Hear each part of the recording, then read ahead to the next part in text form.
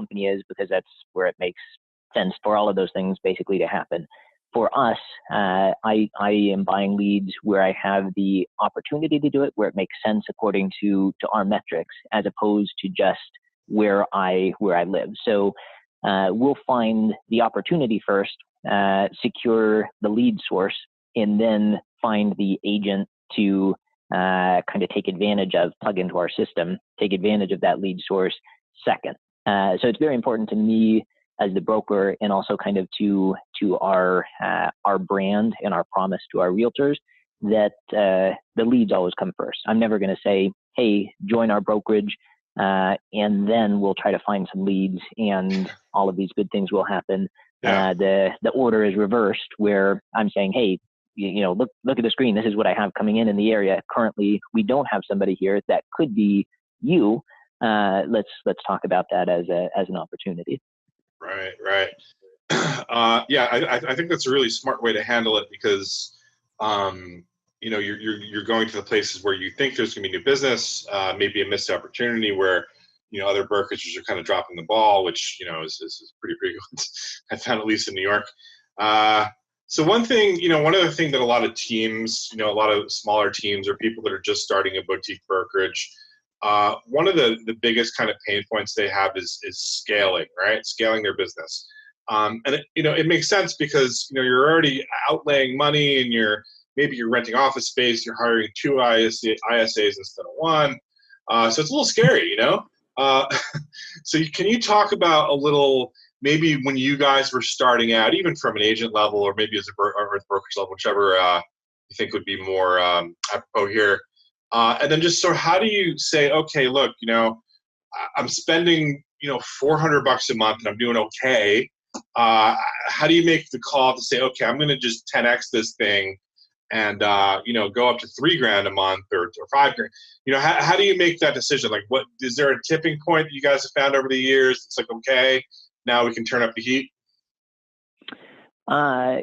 Yes, but I think the timeline for us was much more condensed. So I came to our brokerages from a real estate investment background. I didn't have a background in real estate brokerage operations, which has been to our advantage and disadvantage in Sure. the sense that we weren't constrained by kind of the groupthink of how it's been done in the past, but also the reason this happened that way for so long is some of those things make a lot of sense that we had to discover on our own, so to speak.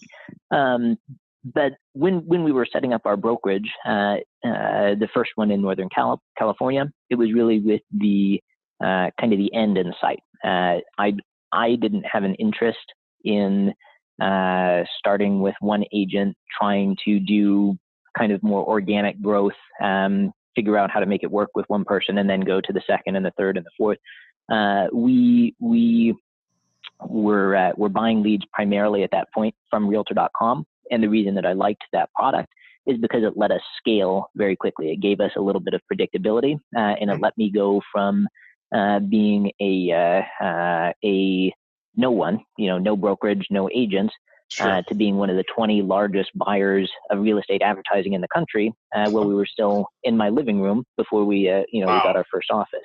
And so we were able to achieve scale very quickly. And that was very important to what we were trying to do, because a lot of people that have worked with online leads before and usually struggled with online leads, in my view, the problem that they have is that they can't achieve scale. So they're spending $500, $1,000 a month, and that's getting them 3 or 5 leads a month.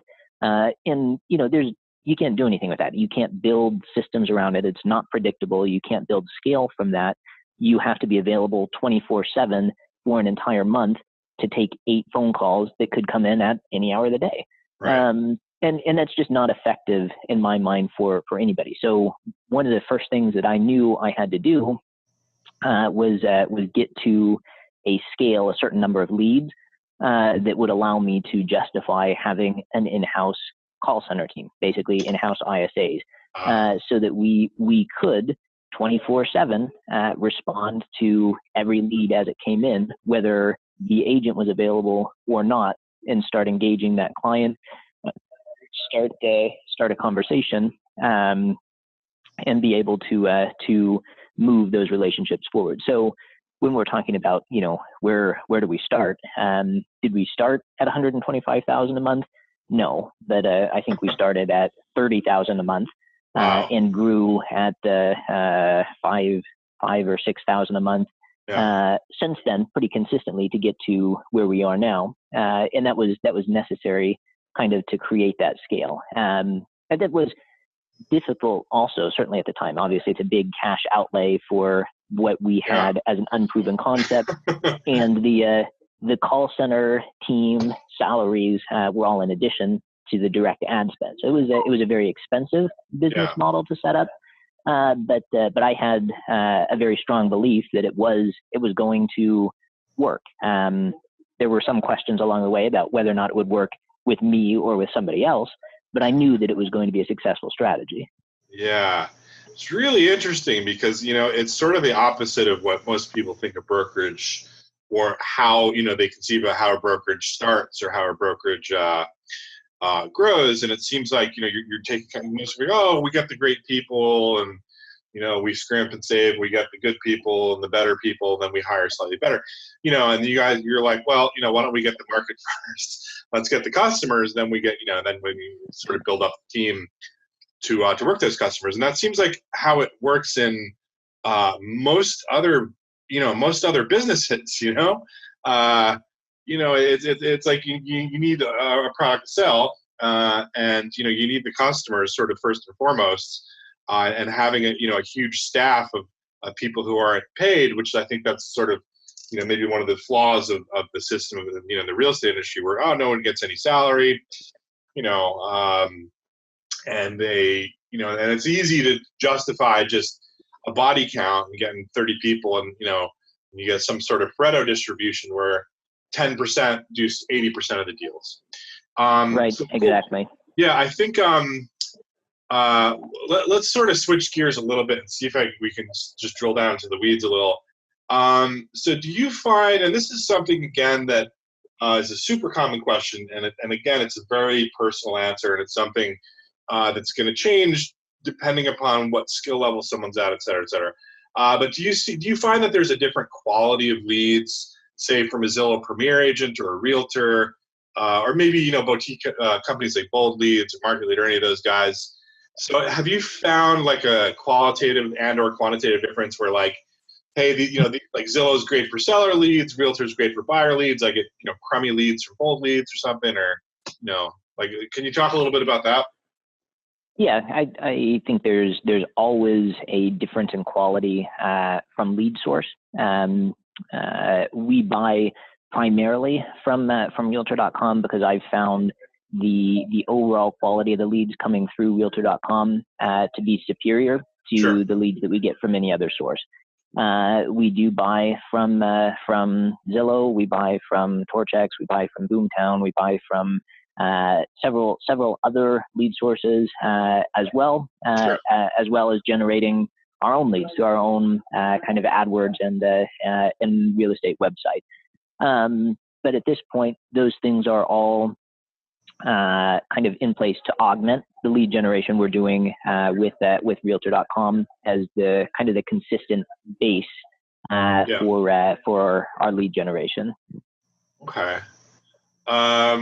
Cool. Yeah. And and it's also, like I said, it's really, really hard to, because a lot of times people will say, oh, well, I signed up for Premier Agent or Realtor or, Torchex or whatever I signed up for 3 months and, I got nothing. And it's just, there's so many variables that, like, it's like a social science experiment in a sense, because it's like, well, what season did you sign up? Like, what kind of lead nurturing program do you have? Like, there's so many variables that, it's hard to get a review from an agent who's getting a small amount of leads and to take it seriously sometimes, So really, really, I think that's very much the case. Yeah. So, again, you read a lot of these reviews online, you're like, oh, this company sucks, I get terrible, and then it's like, well, again, like, you're talking about before, tipping points, and, well, maybe you need to scale it up just a bit. You go from 500 to 650, who knows, maybe that's the tipping point where you get 10 more leads or, 6 more leads or 3 more good leads. But yeah, Right. it's always a tricky thing. So it's always nice to hear, someone who's doing this at scale, to sort of have a similar idea here. So, and then now even kind of more nitty gritty. I heard that you guys built a custom CRM, and I'm just curious, since again, like CRMs are like a dime a dozen. There's so many CRMs, and all the features are feature creeps to the nth degree. What weren't you guys getting from the stock CRMs that are on the market? Like, what features were you missing that you said that, look, we need our own solution here? So I think the biggest features, honestly, that we're missing was a true brokerage management level oversight built into the CRM. Most of the products that were available did an okay job at doing whatever it was they were supposed to do. Typically, it was at the agent level for essentially just organizing data. For me, when we're spending that much money, I need to know exactly where it's going, who's doing what with it, how we're performing on it. Yeah. And that wasn't a level of transparency I could get from any of the products existing on the market. So it was worth it, made sense for us to develop in-house. In addition to that, there are things that come up on the reporting side, on the interaction side that we thought were important. In many cases, those features, it's not necessarily about adding additional features to the CRM so much as it is streamlining the experience. I think there are many CRMs that are out there that have far too many features, and so that user really gets lost in the, do I sign them up for a 3BX lead on this campaign? And nobody's going to remember all of that stuff. We want to keep it simple so that our agents' user experience is very efficient, and the data is very easy to track, and we can create standardization and keep everybody moving forward, including all of the leads moving forward as quickly as possible. Yeah, I think that's well said. Again, the like I said, the feature creep and granted they have to. It's sort of an arms race in a sense because there's so many CRMs on the market that if they're not offering the latest bells and whistles and no, we're AI, whatever people are saying is AI these days. But if they don't offer the latest bells and whistles, they're kind of dead in the water, and people aren't going to spend the $60 a month. And I think again, like building your own it seems like it's going to be something that's going to be a lot easier to do going forward. Maybe hopefully a little less expensive, and people can kind of cobble together a system from very disparate parts. And Insightly or something is free, and you work that into Dotloop that you get from your association. And so I think we're going to get to a point where a lot of that stuff is free. And I think also that a lot of times the tools don't really matter. Like, do you give your agents their own IDX website, or it doesn't seem to kind of moot at this point. Yeah, we don't, at this point, our agents don't have their own IDX websites. That is something that we're kind of playing around with because we do have, for the company, several IDX websites that we operate. And we have an interest in doing more hyper-localized branding around our agents, but on what we would call their territory level. So a grouping of several zip codes, not necessarily the entire MLS IDX feed. So at this point, we don't have anything that's in place, but it is something that we've talked about and are still considering. Yeah, I think like I said, I think that's something that is maybe it's just a little redundant almost. It's in some senses because if you have your brokerage website, your face on the brokerage website, okay, fine, you're not, it's not your website, quote unquote, but at the end of the day, like people are looking on Zillow, people are looking at Realtor, and you guys are kind of getting the leads before they get disillusioned with Realtor and Zillow, and then they're going to go to some a random Realtor site. It's like there's the 100% chance they're going to be on Zillow and Realtor, and there's a 1% chance they're going to be on a random Realtor's website. So I think a lot of people are maybe pushing money into the wrong thing and they're not cheap. I think the Placer sites you can get for I think the baseline one is free, but it's very, very limited. People are spending $250 a month, and I think that it's fine if that's what you want to do, and you're sort of on your own. But if you have a decent brokerage, I think it makes more sense to focus on that, especially since trying to rank an individual realtor's site on Google is just, I mean, it's a full-time job, and it's very tough. We write articles for a living. We rank on Google for a living. We literally have an entire SEO team that does nothing but do that. So it's not something that's really, it's at a brokerage level. Sure. Yeah. You build out individual pages for sort of micro neighborhoods, and you can get long tail keywords that have very low search volume. But if you build out 1,000 pages that are for these very low search volume keywords that people are very interested in, like a really small neighborhood, maybe 20 people search for Alameda Heights. I just made that up. It probably is a neighborhood somewhere in California. Alameda Heights best block. The best block to live in. Blah blah blah.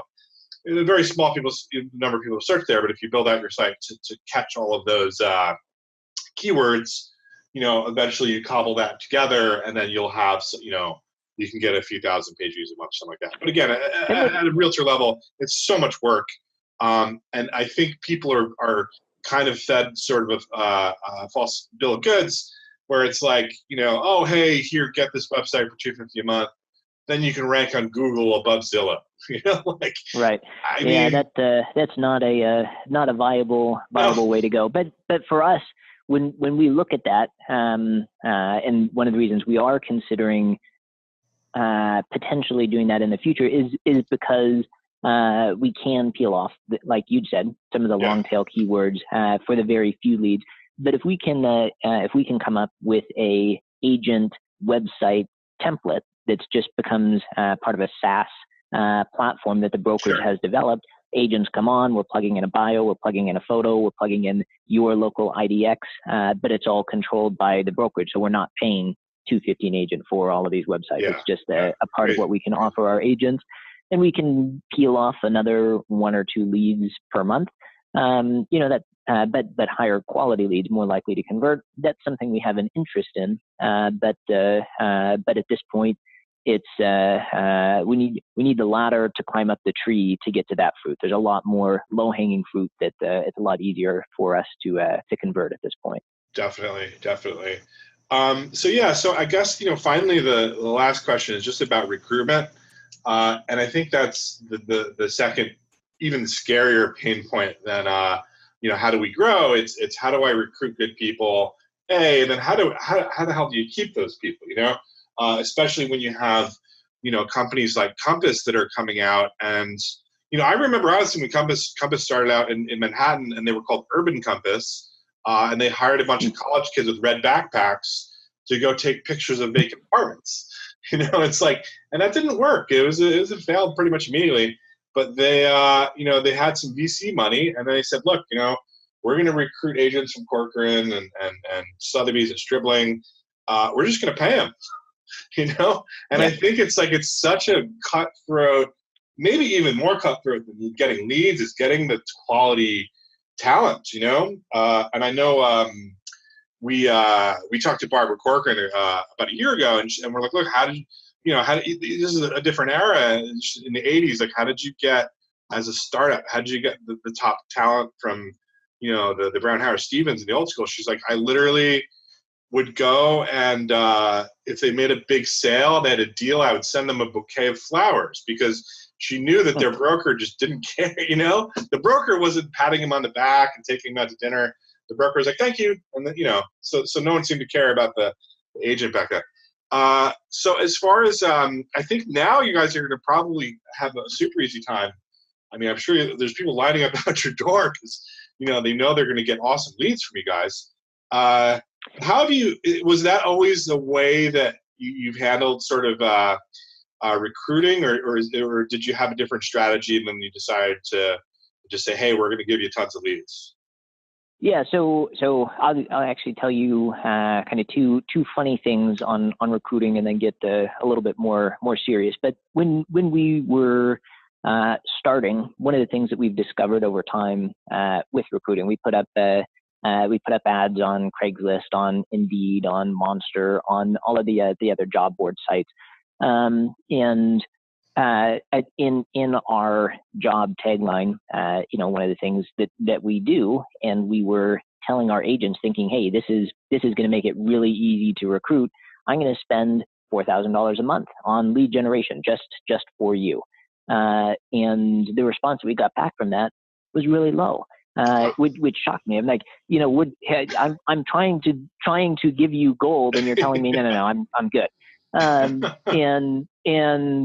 anyway, my partner found this Facebook post for somebody else doing recruiting in Orlando from another broker who'd said, we do, I think it was $800 of lead generation for you a month. And he's looking at this Facebook post, and it's got a ton of comments, people saying, wow, this is amazing. It's too good to be true. We need to sign up here. And for us, the aha moment was, it really, people just do think it's too good to be true. They're not even engaging with our ad to come to us to have a conversation, because they're saying, nobody is going to spend $3,000 or $4,000 a month on real estate ads to grow my business. That's not how the industry works. And so we started changing the ad, and we brought it to $3,000, and then to $2,500, and then to $2,000 a month. And the lower we made the number for what we do for our realtors, the more response we got back. So that was fascinating. We didn't actually change anything that we do on our side. We still do the same lead generation, but the perception, just to get people to start the conversation and understand what we're doing, was very different. So I thought you would appreciate that. And then the other thing that we're doing now, I'm in Orange County this week. I just wrapped up the Realtor.com Top 20 conference down here, and we're staying over a couple more days because we're looking at starting our next office in Orange County. And so one of the things that we did, I put up the same ads to start talking to an office manager and talking to agents to join us for this office.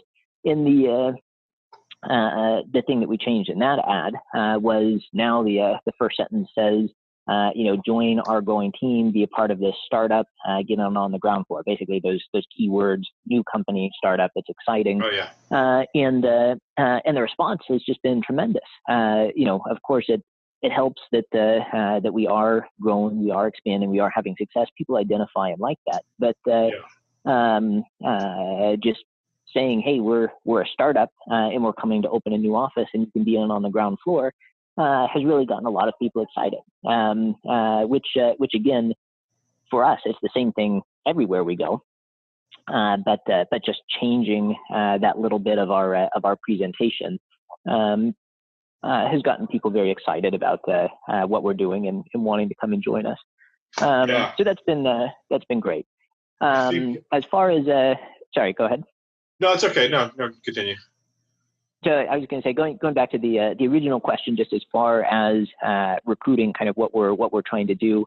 When one of the biggest things, honestly, that we look for in recruitment is what my wife calls people who want to grow the pie, right? Somebody who is coming to us because they're excited about doing better. They're excited about us doing better. They're excited about clients doing better. One of the things that, and here I am with my 2 offices and 40 agents telling Compass what I think they need to work on. But one of the things that I'd have a concern with in that growth model is so much of what they're doing, paying agents to come on board, is they're getting really great, top quality agents. But it's just the latest shiny object, right? So if you'll come join me because I paid you this, then you'll go join somebody else because they paid you this +1, right? And for us, I am very proud of all of the agents that are part of our team and the retention that we have with those agents because we really have a great relationship where it is truly mutually beneficial for us, for our agents, for our clients. Everybody is growing their business together.